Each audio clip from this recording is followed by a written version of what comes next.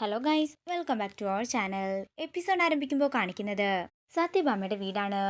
നിന്റെ കുശുമ്പും കുന്നായ്മയും കൊണ്ട് തന്നെയാ നിനക്കിപ്പോൾ ഈ അവസ്ഥ വന്നിരിക്കുന്നത്.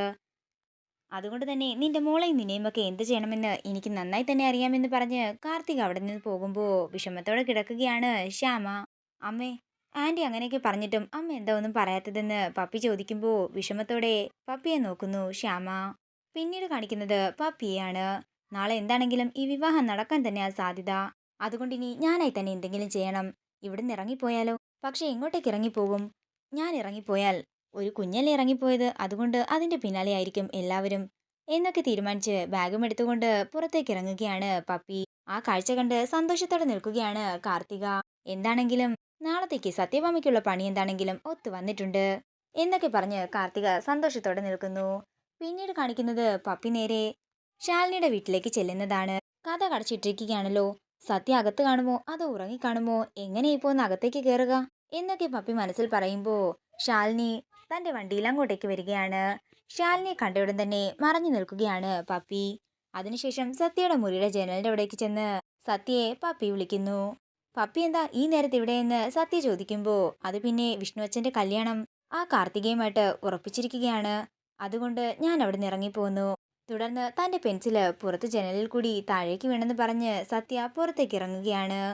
ഞാൻ എടുത്തു തരാമെന്ന് ശാലിനി പറയുമ്പോ ഞാനേ കളക്ടറിന്റെ മോളാ, എനിക്ക് നല്ല ധൈര്യമുണ്ടെന്ന് പറഞ്ഞ് സത്യ ഒറ്റയ്ക്ക് തന്നെ പുറത്തേക്ക് ഇറങ്ങുന്നു. തുടർന്ന് പൈപ്പ് തുറന്നു വെക്കുകയാണ് സത്യ.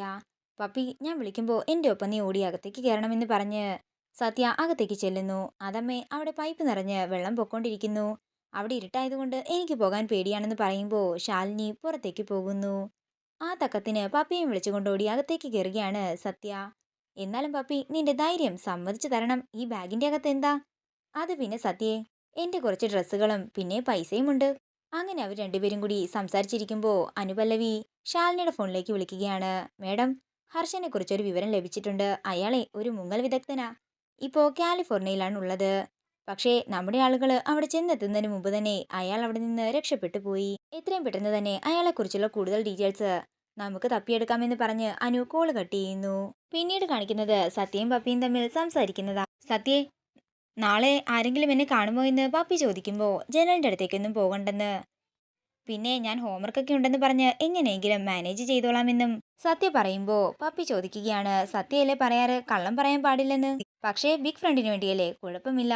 ബിഗ് ഫ്രണ്ടിനെ അത്രയ്ക്ക് ഇഷ്ടമാണോ സത്യക്കെന്ന് പപ്പി ചോദിക്കുമ്പോ സത്യ പറയുകയാണ്, ഞാൻ എൻ്റെ അച്ഛനെ കണ്ടിട്ടില്ലല്ലോ. സ്വപ്നത്തിൽ ഞാൻ എൻ്റെ അച്ഛനെ കാണാറുണ്ട്. അച്ഛന് ബിഗ് ഫ്രണ്ടിന്റെ അതേ മുഖമാ. ഇത് കേൾക്കുന്ന സത്യ വിഷമത്തോടെ ശാലിനി പറഞ്ഞ കാര്യങ്ങളെല്ലാം ഓർക്കുകയാണ്. സത്യയുടെ സങ്കടം കാണുമ്പോൾ എല്ലാം തുറന്നു പറഞ്ഞാലോ എന്നാ തോന്നുന്നത്. പക്ഷേ ചേച്ചിയമ്മയ്ക്ക് വാക്ക് കൊടുത്തു പോയില്ലേ എന്ന് മനസ്സിൽ പറയുകയാണ് പപ്പി. പിന്നീട് കാണിക്കുന്നത് സത്യഭാമയുടെ വീടാണ്. പപ്പിയെ തിരഞ്ഞു നടക്കുന്ന പൊന്നിയാണ് കാണിക്കുന്നത്. ഇതോടുകൂടി ഇന്നത്തെ എപ്പിസോഡ് ഇവിടെ തീരുകയാണ്. വീഡിയോ ഇഷ്ടമായെങ്കിൽ മറക്കാതെ ലൈക്ക് ചെയ്യുക, ഷെയർ ചെയ്യുക, കമന്റ് ചെയ്യുക. കൂടുതൽ സീരിയൽ അപ്ഡേറ്റ്സിനായി മറക്കാതെ സബ്സ്ക്രൈബ് ചെയ്യുക.